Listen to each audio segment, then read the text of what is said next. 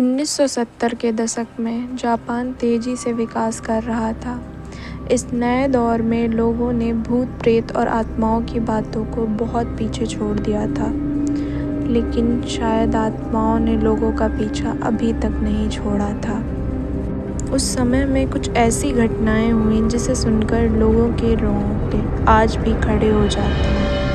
ये है कोचिसाकी ओना, एक अर्बन हॉरर लेजेंड की असली कहानी, जिसकी वजह से 1970 के दशक में पूरा जापान खौफ में था। कोचिसाकी का खौफ जापान में इतना ज़्यादा था कि बच्चों को उनके पेरेंट्स स्कूल जाने नहीं देते थे, बाहर खेलने जाने नहीं देते थे, यहाँ तक घर से बाहर भी नहीं निकलने देते थे। लेकिन दोस्तों, क्या है ये कोचिसाकी ओना की कहानी? कहा जाता है कि एक औरत की आत्मा जापान की गलियों में भटकती रहती है। वो अपने चेहरे पर मास्क लगाकर घूमती है, जिसकी वजह से उसका सिर्फ आधा चेहरा दिखाई देता है। वो अक्सर रास्ते से गुजरने वाले बच्चों को रोककर उनसे सवाल पूछती है, क्या मैं खूबसूरत हूँ? सुनने में ये कितना आसान सा सवाल लगता है।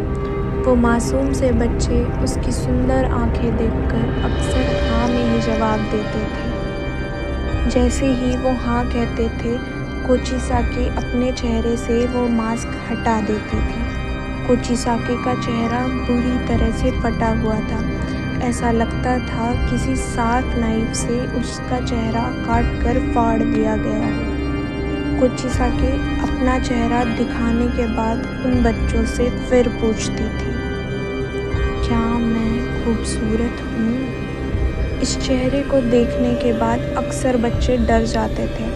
अब अगर वो हाँ में जवाब देते थे तो कोचिसाकी उनका चेहरा भी अपनी तरह फाड़ देती थी। ज़्यादा खून बहने की वजह से बच्चों की मौत हो जाती थी। और अगर वो ना में जवाब देते थे तो वो बिना कुछ किए कैंची से उनका गला काट देती थी। लेकिन कहाँ से आई ये कोचिसाकी ओना? कहा जाता है कि कोचिसाकी पहले एक बहुत खूबसूरत औरत थी। उसे अपनी खूबसूरती पर बहुत नाज था।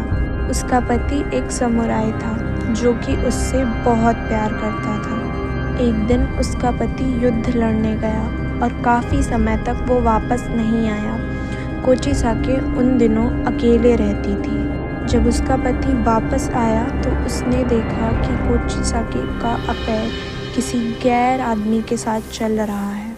यह देखकर उसने अपनी तलवार से कोचिसाकी का मुंह बीच से काट दिया और उसने उससे पूछा, क्या अब भी तुम्हें अपनी खूबसूरती पर नाज है?